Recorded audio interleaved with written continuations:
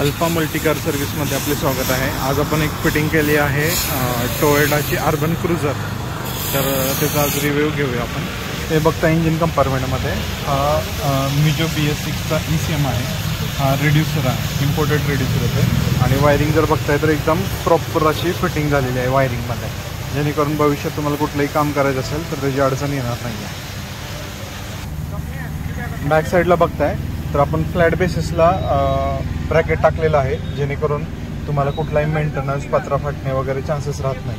आणि आपली जी फिटिंग आहे ती chassis to chassis bracket fitting असते, जेणेकरून कस्टमरला कधी भविष्यात मेंटेनन्स निघत नाही। आणि जर टाकी बघताय तुम्ही तर 65 लिटरमध्ये हे आपण सिलेंडर प्रॉपर अशी फिटिंग केली आहे। स्टेपनी पण प्रॉपर तुमची अशी लॉक आहे, कुठलाही नॉईज वगैरे त्याच्यामध्ये येणार नाही तुम्हाला। हा तुमचा स्विच